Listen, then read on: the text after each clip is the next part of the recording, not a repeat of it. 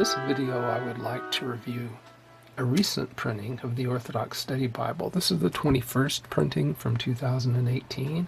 In an earlier video I reviewed the second printing from 2008, and differences are minor. You can see that the cover is slightly different. There's an advertising blurb at the bottom of the original edition. There are also some corrections made to the references in the New Testament. There are still errors, as you'll see later, but essentially the same book. Now, some of you will be asking why I didn't get the ancient faith version of the Orthodox Study Bible. And the reason I didn't was that it cost about $15 more, and the reviews that I saw were largely negative. The ancient faith version has a sewn binding, I'm told. This is a glued binding, but the glued binding on my copy from 2008 is holding up fine. And I really wanted to use this one as kind of a workbook to make annotations in it, suggestions for, say, changes to the translation, or notes making references from the Old Testament back to the New. Volume is 9.5 inches tall, 6 9/16 inches wide, and 1.63 inches thick at the spine. This is how it compares in size to the New English translation of the Septuagint, which has a similar Old Testament content, but the NETS has no New Testament. And another recent translation of the Septuagint is the Lexham English Septuagint. This is the first edition. I hope to receive a copy of the second edition to review at some point. Again, this has only the Old Testament contents. So we will put this on a stand and look at the format. The text is arranged in a 2-column format, organized into paragraphs, not verse by verse. Each column is 65 millimeters wide. There are around 45 characters per line. And top to bottom of a page that has no footnotes at the bottom, and this one does. But a page with no footnotes at the bottom, you can get as many as 57 lines per column. Page dimensions are 233 millimeters tall, 156 millimeters wide. That's 9.17 inches by 6.14 inches. Margins at the top from this line to the edge, that margin is 11 to 15 millimeters. The inner margin is narrow. It can be as much as 8 millimeters. It's often less than that. Notice the sheen. We'll talk about paper qualities later, but there is a sheen on the paper. The outer margin ranges between 11 and 13 millimeters. And at the bottom of the page, from the bottom of a descender here in the notes or the text to the edge of the page, that's in the 7 to 11 millimeters range. The text is not line matched, and that's easy to see. So you should be able to see here that the text on the opposite page is offset from the text on this side. In fact, it seems to be running in between the lines. The New Testament of the Orthodox Study Bible is the New King James Version New Testament, and the translators there do use an italic font for words that the translators supply for smoothing. In the Old Testament, they do not use anything similar to that. No special characters at all. Pronouns for deity are in capital letters. The words of Christ are in black ink. This text is not self-pronouncing. You will find the Lord written out rather than Yahweh or Jehovah. We're looking right now at the New Testament, and this is the New King James Version New Testament, so this particular instance has a cap and then small caps, Lord. In the Old Testament, typically that is capital L with all lowercase letters thereafter. There are headings in the text. These are in about a 9.5 point bold font. And occasionally you will find similar passages referenced below the headings. There are page bottom notes. These are in an 8.5 to 9 point sans serif font. One of the nice things I think about the Orthodox Study Bible is that it's lightly annotated. It's not like the ESV Study Bible or the NIV Study Bible where there are just a huge number of notes. In the New Testament, you find New King James Version text and translation notes. This is not the full set, however. This is a truncated set. You will also find references to Old Testament passages. And as you will see, books of the Bible begin on a fresh page. This is the introduction to 2nd John. That's 2nd John. Introduction to 3rd John. 3rd John. This should be an introduction to Jude. And the book of Jude. And we come to the Apocalypse. Book titles, as well as page contents. This is the last verse on this page, will be Hosea 2:2. And page numbers are all at the top. Page numbers in the center of the page. Book title and contents in the outside of the page. Verse numbers are visible within the paragraphs. They are not especially hard to find. And chapter numbers appear to be large and bold. They span about 2 lines of text. This is probably not visible to the camera, but to my eyes, this is not quite black. It is dark gray, perhaps. It's sharp, but not particularly bold. In the Orthodox Study Bible, you won't be surprised to see icons. There are a number of these. Fairly easy to find since they're on heavier paper. You just need to flip until you find some resistance. There is some print non-uniformity that's visible to the eye, but it's very slight, so I don't think it would come across on the camera. For instance, to my eye, this is a little lighter here than here. To discuss the font in the text next, I find the capitals to be about 10.5 points when compared to Times New Roman. The lowercase letters are more like 11 points. It's advertised as a 10-point font. The line height, baseline to baseline, is 3.66 millimeters. That's 10.4 points. Let's talk a bit about the paper. I estimate the sheet thickness at 34 micrometers. So the paper weight is around 31 GSM. It might be 28. It could be 32. There is a sheen on the surface that we've seen already. The color, the tint to it, is very close to Crayola's tumbleweed, but very faint. So it's just a little off from white. And there is show-through from the previous page that causes what I call the newsprint effect. There's kind of a gray background, cluttered gray background to the text. You see that on pages like this one particularly, where the print from the opposite side of the page is offset and the paper is so thin and not sufficiently opaque that you get that gray cluttered background. One can see the same sort of thing here on page 1290. This is the way page 1482 looks. As far as I can tell, each book has an introduction. We're looking at the book of Acts here. You can see that it's faintly printed on a very cluttered background. We have the author, the date, the major theme.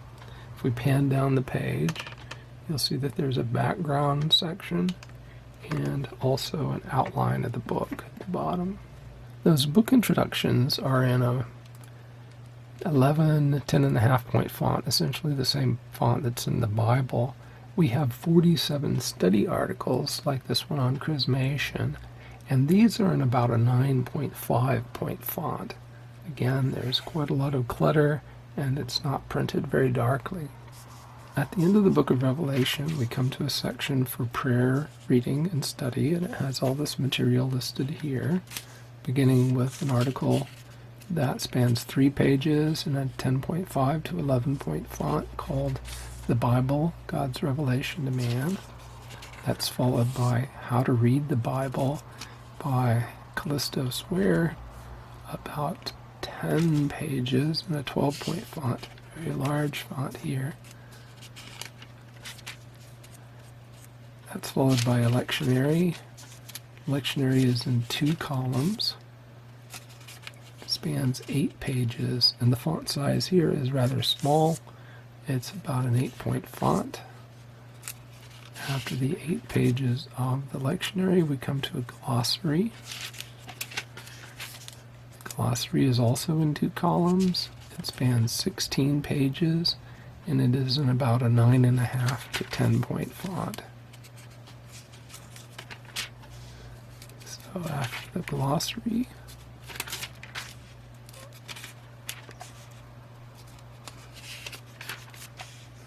we should come to morning prayers. And morning prayers span 3 pages. They're in the same 9.5 to 10-point font as our evening prayers, spanning 2 pages.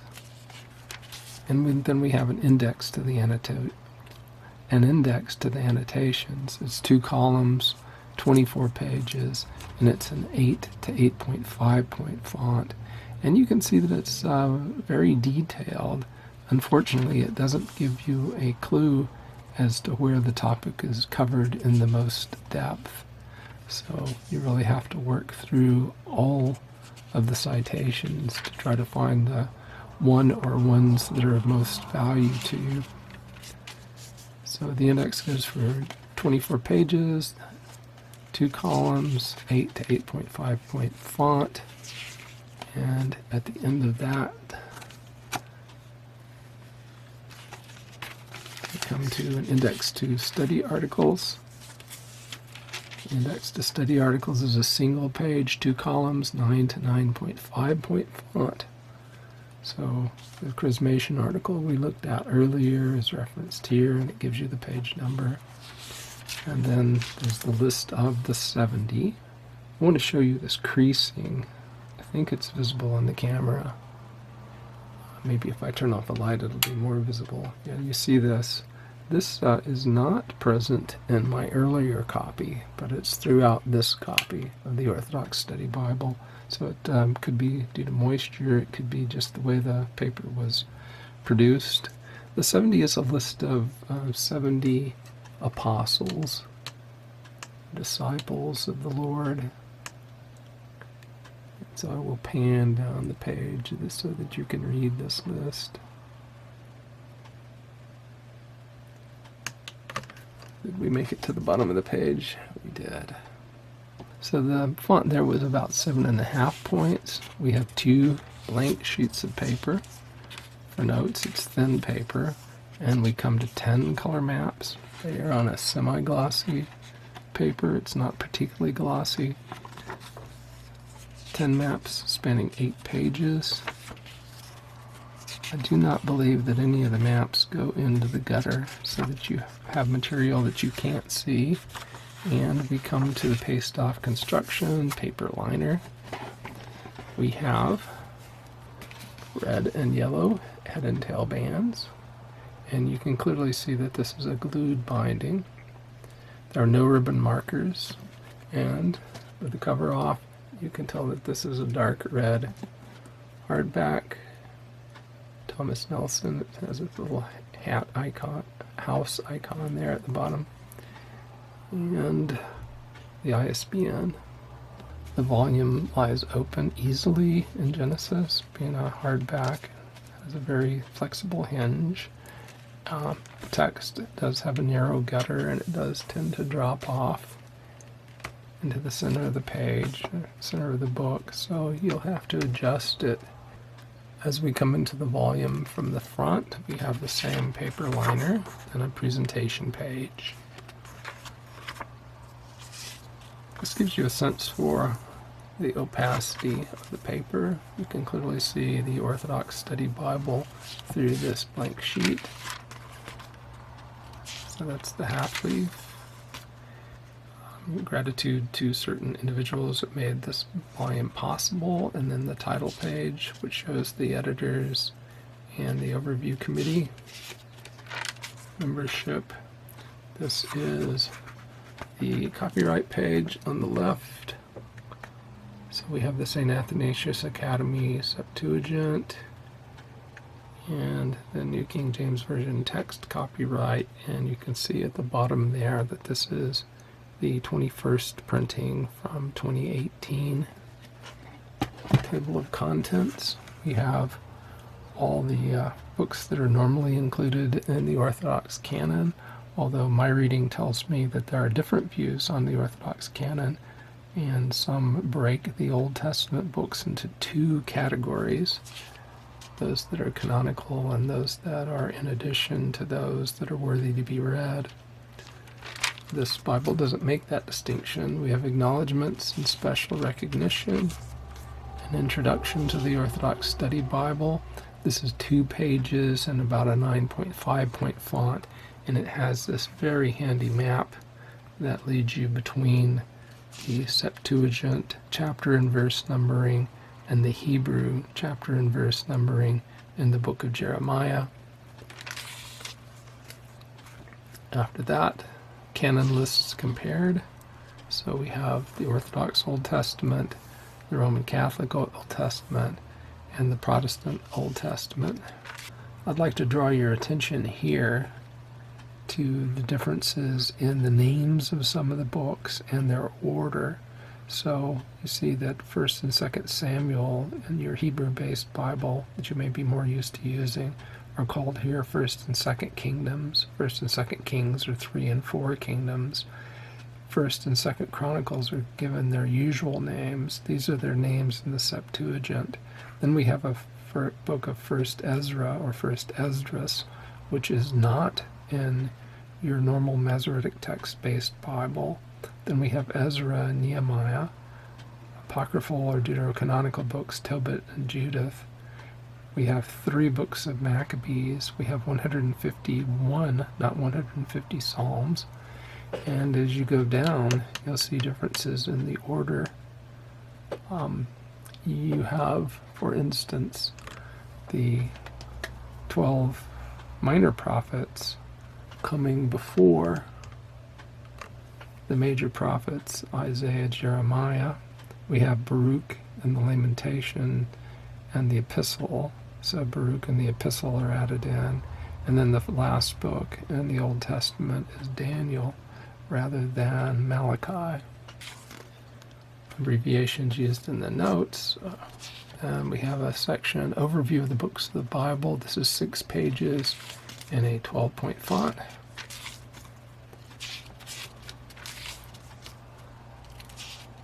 That's followed by an article entitled Introducing the Orthodox Church. It's about 8 pages long in a 9.5 point font. And we come to the Old Testament and the introduction to the book of Genesis. Those of you who are used to modern study Bibles will find the brevity here perhaps refreshing, as I do. The date of Genesis. Genesis was written during Israel's 40 years of wandering in the wilderness and the time between the crossing of the Red Sea and the entrance into Canaan. The introduction to the book of Daniel is a bit less definite. It says traditionally thought to have been written during the Babylonian captivity, 605 to 530 BC, which leaves open the possibility that it was actually written much later, as modern scholars believe. The introduction to 2 Peter says, in terms of date, given Peter's authorship, the date is likely 63 to 67, during Peter's imprisonment in Rome. It says above that the author, they argue that internal evidence supports Peter's authorship. One thing I really like about the Orthodox Study Bible is the orthodoxy of the study notes. Looking here at Psalm 2, how is that interpreted in the notes? We pan down. We see that it says here, the Lord in Psalm 2 is God the Father, and Jesus is called his anointed, verse 2, which means his Christ. Jesus is also called King, and it goes on to mention that he's begotten from the Father outside of time and before all worlds. So it is indeed a very orthodox note in the Orthodox Study Bible. Looking at Psalm 23, that's 24 in a Masoretic-based translation, you see this note, a psalm by David on the first day of the week. And if you look down below, the note references other passages, New Testament passages that talk about the first day of the week. Then it mentions that Psalm 23 is a prophecy of the resurrection of the Lord Jesus Christ. And I think that's pretty clear to see, particularly with this information here in verses 7 through 10, which traditionally has been understood to have to do with the ascension. Just for contrast, I wanted to show you what Psalm 24 looks like in the Legacy Standard Bible. So we have the King of Glory of David, a psalm, rather than a psalm by David on the first day of the week. Stopping momentarily here in Isaiah 53, we see this passage that begins with, "O Lord, who has believed our report?" I wanted particularly to draw your attention to verse 6 here. "All we like sheep have gone astray." If we look down, pan down to the footnote at the bottom of the page, it says, the Lord, God the Father, delivered him, God the Son, to die for our sins. This is the message St. Paul proclaims in 2 Corinthians 5:21. I found the notes on Daniel 12 to be interesting. This is the passage entitled The Prophecy of Michael. If we go down to the bottom of the page, we see a note about Christ's second coming, the Antichrist being crushed, a tribulation, resurrection to everlasting life, resurrection to everlasting shame. So 12:7 talks about St. Augustine's view. He who reads this passage even half asleep cannot fail to see that the kingdom of Antichrist shall fiercely, though for a short time, assail the church before the last judgment of God. And then there's a note from Hippolytus, writes that this prophecy concerns the 3.5 years, 1,263 days, the half of the week during which the tyrant is to reign and persecute the church. In the New Testament, at 1 John 5:7 and 8, we see the three witnesses passages present, which shouldn't come as a surprise since it's the New King James Version and it's translating the Textus Receptus. So I'm referring specifically to this. There are three that bear witness in heaven, the Father, the Word, and the Holy Spirit, and these three are one. And if we look below at the footnote, we see nothing that calls that passage into question.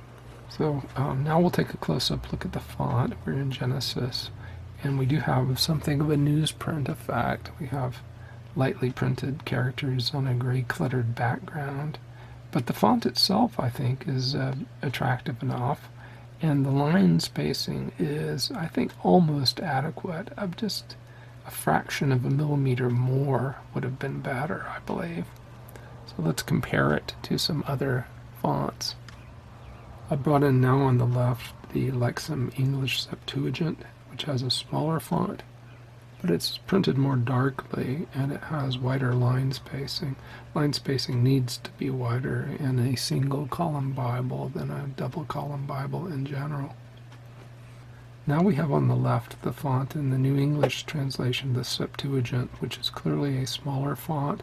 It's also lightly printed, and it has an adequate but not very comfortable line spacing as well. On the left now is Brenton's translation, much darker print and very much smaller. This I find difficult to read without using some sort of a magnifying glass. Next, I would like to show some of what I believe to be errors in this translation of the Septuagint, beginning with Genesis 2:2, where this translation says, "And on the seventh day God finished the works he made," but the Septuagint says the sixth day. Now, when I showed this chart earlier in a previous review of the same Bible, I had some people react in ways that let me know that they were confused. They didn't know what I was trying to say. One person said, "But I thought you liked the New King James Version, so why are you complaining about it following the New King James Version here in Genesis 2:2? Well, the point is that it's supposed to be a translation of Ralph's Septuagint, and the Greek text there is on the lower right-hand quadrant in this quad chart. If you look at the NETS, the New English translation of the Septuagint, it says, "on the 6th day," but the Orthodox Study Bible agrees with the Masoretic, the Hebrew-based New King James Version, in saying the 7th. Just to give you a sense for other translations of the Septuagint, you'll see them here on this chart. The Orthodox Study Bible says the 7th day, but Brenton, Thompson, the Lexham English Septuagint, and the Apostolic Bible Polyglot all say 6th, like Ralph's Septuagint. Another example is here in Genesis 4:8. The Orthodox Study Bible reads, "Now Cain talked with Abel his brother," but the Septuagint includes a phrase or a clause there that says, "Let us go into the plain." So if you look at the New English translation of the Septuagint, it says, "And Cain said to his brother Abel, let us go into the plain." And those are the words that you see in Greek there in the lower right-hand portion of the quadrant. So, "let us go into the plain" is present in Ralph's Septuagint, but the Orthodox Study Bible doesn't translate it. Here are some other translations of the Septuagint: Brenton, Thompson, Lexham English Septuagint, and the Apostolic Bible Polyglot. All of them include "let us go into the plain," which is absent from the Orthodox Study Bible. So looking at Genesis 15:11, the Orthodox Study Bible reads, "And when the vultures came down on the carcasses, Abram drove them away," which reads just like the New King James Version, and it doesn't have the material you see in blue there on the right. The Orthodox Study Bible omits their cut halves, and instead of "sat together with them" reads "drove them away," like the New King James Version. Here are some other translations of the Septuagint that agree with the New English translation of the Septuagint. So all of these other translations are translating the Greek text, but the Orthodox Study Bible is agreeing with the Masoretic-based New King James Version. Something similar is seen here in Genesis 31:48. The language that you see in blue on the right-hand side of the chart isn't present in the Orthodox Study Bible. Instead, it reads rather like the Masoretic-based New King James Version on the left. But if we look at other translations of the Greek text, you'll see that all of them except the Apostolic Bible Polyglot agree with Ralph's Septuagint. The Apostolic Bible Polyglot is translating a different Greek text, but the Orthodox Study Bible is supposed to be translating Ralph's Septuagint, which includes the material in blue. One sees a similar thing happening here in Deuteronomy 32:43, where the material in blue on the right, the Greek text in the lower right being represented accurately in the English text in the upper right, being absent from the Orthodox Study Bible in the upper left. But all these other translations include that material because they're translating the Greek text. Now, all of those omissions or variations I had seen before, and I believe they were in my previous review of the Orthodox Study Bible. This one was new. I just found it as I've been reading the text from my new copy. In Isaiah 11:8, you see the Orthodox Study Bible following the New King James Version fairly closely, changing a word here and there, but has the nursing child playing and the weaned child putting his hand on the hole of the asp. But those ideas aren't present in the Greek. the Septuagint does mention the offspring of asps absent from the Orthodox Study Bible. So you don't find the offspring of asps there in the Orthodox Study Bible, and it is present in the Greek. Here are some other translations. You see Brenton has young asps. Like some English Septuagint has asps offspring. Thompson has young asps. The Apostolic Bible Polyglot has the progeny of asps, but you do not find that in the Orthodox Study Bible. Something strange happens here in Isaiah 7:17. In the Septuagint, the king of Assyria only comes in at the end of the verse. In the New King James Version, it comes in at the beginning of the verse. And in the Orthodox Study Bible, you have the king of Assyria mentioned twice, both at the beginning, like the New King James Version, and at the end, like the Septuagint. In Isaiah 7:3, the Orthodox Study Bible reads like the New King James Version and includes this word shear in the hyphenated name Shir Jashub, but that isn't present in the Septuagint. Not only does the Orthodox Study Bible include that term, which isn't in the Septuagint, but at the bottom of the page it includes a note that says the Hebrew phrase Shir Jashub means a remnant shall return, and goes ahead and explains the text, the Hebrew text, and not the Greek text that it should be translating. Finally, let's look at Genesis 48. This is verse 14. You see that the Orthodox Study Bible, by including for Manasseh was the firstborn, it departs from the Septuagint, which doesn't include that phrase at all.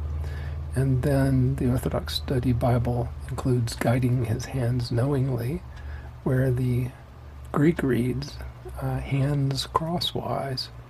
So again, it seems to me at least, that the Orthodox Study Bible is something of a cross between the Septuagint and the Hebrew text.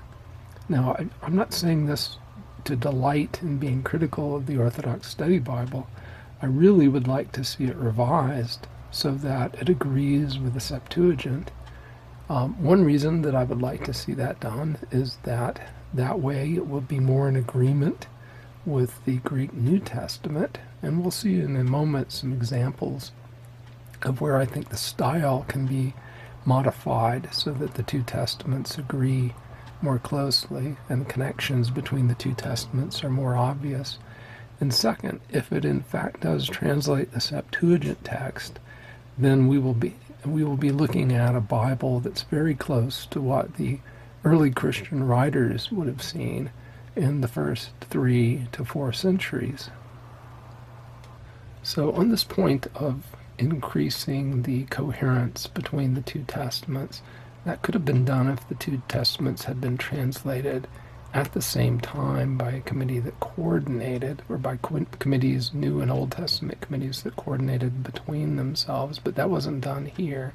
You had the 1982 New King James Version, New Testament, with the minor translation changes that have been made to it since then. And you have this fresh translation, mostly from the Septuagint. And one would think that connections could be drawn better if there had been coordination between them. Looking now at Isaiah 43:20 through 21, we'll compare that to 1 Peter 2:9 in the New King James Version. So the text in blue in the Greek Old Testament matches the text in blue in the Greek New Testament below it. The Old Testament should be Ralph's Septuagint. New Testament should be the Textus Receptus. And so we'll just flip through and I'll show you by circling them similar words translated differently. So race is translated differently than generation. We have chosen in both cases there. We have people in both cases there. But then you see a great difference. You have I preserved versus special people, which is so different that I don't see how you would make the connection there. And then virtues versus praises. So this is my proposed revision. I would revise the Orthodox Old Testament text to read, "To give drink to my race, my chosen, my people, whom I acquired, to declare my virtues."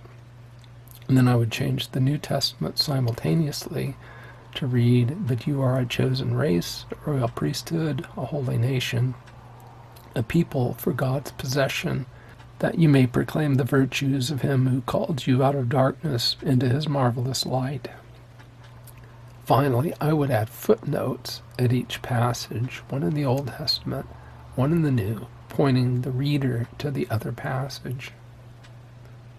Here's a second example, Isaiah 55:3 and Acts 13:34.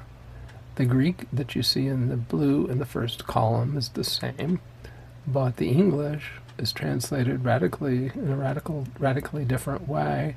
The holy and faithful things of David versus the sure mercies of David. I would make them read as you see on the right, so that it's very clear that they're translating the same words. Or compare Habakkuk 2:3-4 with Hebrews 10:37-38. You see a lot of very similar language there in the leftmost column. If you look at the center column, though, you'll see that things are translated somewhat differently. The tarry portion is the same, but you have, instead of shrinking back, you have drawing back. My soul will not be well pleased in him. My soul will have no pleasure in him. More significantly, you see that the New King James Version translators thought that this was a reference to deity. He who is coming will not tarry. That is, Christ is coming. And the Old Testament translators did not make that connection. So this is what I would propose to do. I would capitalize he in both cases, since we're using a translation that capitalizes pronouns for deity, which is not my preference. Since we're doing it here, I would do it, and then I would tighten the connection between them, as you see to the right. So I would use shrink back, and I would use no pleasure. Finally, in this topic area, I'd like to draw your attention to Genesis 18:10 and Romans 9:9. You'll see in the leftmost column quite a lot of agreement in the Greek language, but you'll see in the center column I've painted some words red. That's because it seems to me that the Orthodox Study Bible here is once again following the New King James Version and not the Greek text.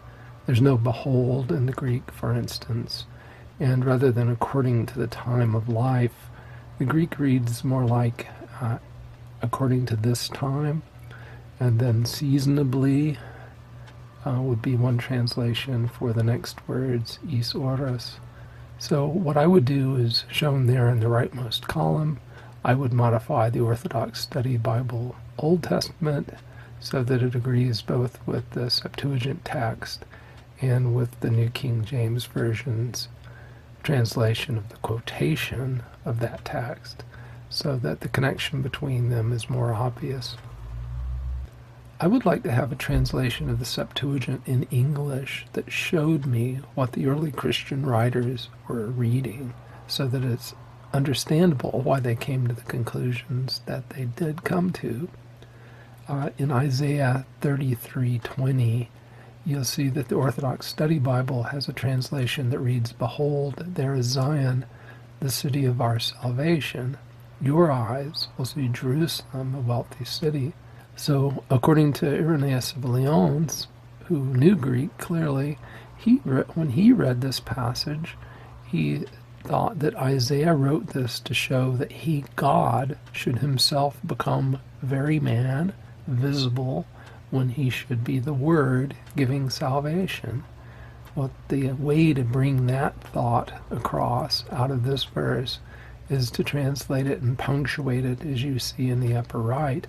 "Behold, city of Zion, your eyes shall see our salvation." And then it goes on, "Jerusalem is a wealthy city." Another example is in Isaiah 42:5, where there's nothing wrong with the Orthodox Study Bible's translation. It ends with, and spirit to those who walk on it.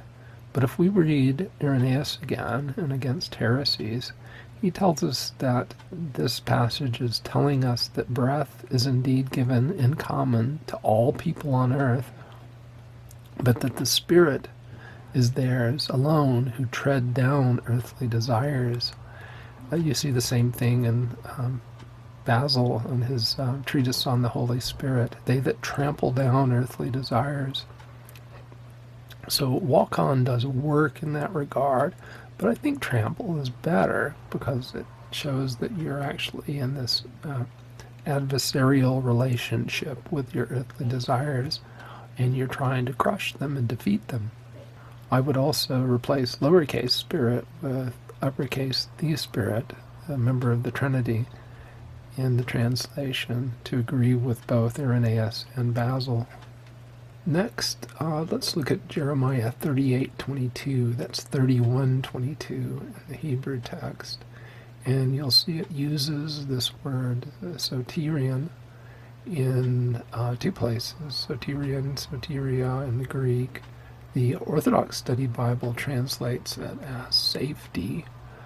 I propose to revise that to salvation, because Athanasius, in his second discourse against the Arians, paragraph 46, wrote that Jeremiah, prophesies of the renewal of salvation among men, which has taken place in Christ for us.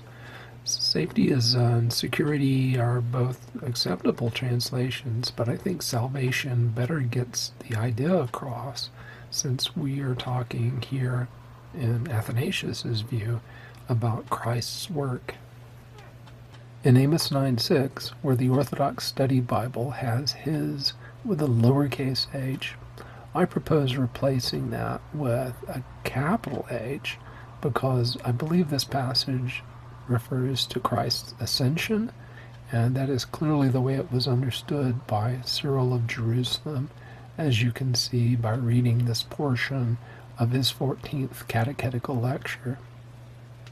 In Jeremiah 11:18, the Orthodox Study Bible has, "Let us put wood in his bread and destroy him, root and branch." I would propose changing that to read, "Let us put wood to his bread," and making the H in his capital, because that's the way the passage was understood by both Lactantius and Tertullian, who were reading the Old Latin, a very literal translation of the Septuagint. They understood this to have to do with Christ's crucifixion. Another change I would make is earlier in the passage and follow Cyril of Jerusalem, who said that this should be phrased as a question. So I would have it read, "I was like a harmless lamb led to be slaughtered. Did I not know it?" For, as Cyril says, "For in this manner read it as a question, as I have read it. For he who said, Ye know that in 2 days comes the Passover, and the Son of Man is betrayed to be crucified, did he not know?" I'd like to show a couple of examples now of where I like what the Orthodox Study Bible has done better than Brenton. In Isaiah 63:11, Brenton is following a Greek text that has, "He that brought up from the sea the shepherd of the sheep." And the Orthodox Study Bible, following Ralph's text, has "from the land." I think "from the land" is better. If you read Lactantius and his Divine Institutes, he saw this passage the way Ralph sees it, and he applied it to Christ, whose flesh, he said, was of the earth, and who is our shepherd. I like the capital letters that the Orthodox Study Bible has placed there as well, because they do also see this as a prophecy of Christ. Not, of course, that I mean to imply that Brenton should have used capital letters, but since the Orthodox Study Bible does use them, the fact that it used them there indicates that they rightly apprehended the meaning of the passage. In Jeremiah 23:5, which you see here, Brenton has a righteous branch, but the Greek word there really has to do with the sunrise, the east, the day spring, So the Orthodox Study Bible has the Righteous Orient, which I think is much better than Branch here. I actually would prefer Dayspring, though, because I think that brings across the idea even better. I mentioned earlier that there have been minor changes. Some of the references in the New Testament have been corrected, but there are others that still are not corrected. And so I've drawn you a chart here showing the ones that I've come across as I've been looking through this new copy and marking it up. And so if you look, for instance, at 2 Corinthians 4:13, we'll just turn the pages to get there. You'll see that there's a reference here in the footnote to Psalm 115:10. That should read Psalm 115:1. There are other errors, as you see in the chart. There's one in Romans 12:20, one in Acts 2:21, etc. So those could be, I think, repaired rather quickly. The larger problem of correcting the translations of the Hebrew that one finds in the Old Testament, tightening up the agreement between the Greek style and vocabulary choices here in the New Testament with those made in the Old Testament, and then going through the patristic commentaries on the Bible and ensuring that the sense of the early Christian writers makes its way into the text so that we're reading it the same way they are. And I think the way to do that is to make the text, the translation here, just about as literal as you can, even if that means that it's almost unreadable in places. But then we would be reading this Old Testament text the way they did in the first centuries, and that would give us insight into their understanding. So let me move on now to the summary. I don't like the way it's printed. I wish it were line matched. I wish the paper were more opaque. I wish there were slightly more line spacing. But my major issue with this translation is the fact that it leaves so much of the New King James Version alone and unrepaired, unaltered, I should say, in the Old Testament. I would really like to see that improved. It is glued, but the glue seems to have held up fairly well over 14 years in my other copy. I have no reason to doubt that this copy will not do the same. So I don't recall that I had anything else I needed to say. Let me check my notes. So I'm looking at my notes, and there are some minor things that I didn't mention. For instance, in 1 Maccabees 12:9, the translator left out the word comfort and the idea of comfort, which is in the Greek. You should look at your NETS or your Lexham English Septuagint or your Brenton, and you'll see that idea there. In Deuteronomy 19:15, there is a mismatch to Matthew 18:16. And the words every word aren't correctly translated. In Deuteronomy 21:23, the Septuagint here, the Orthodox Study Bible, leaves out everyone. So those are more minor issues. So I think I'll end the video here. Thanks very much for watching.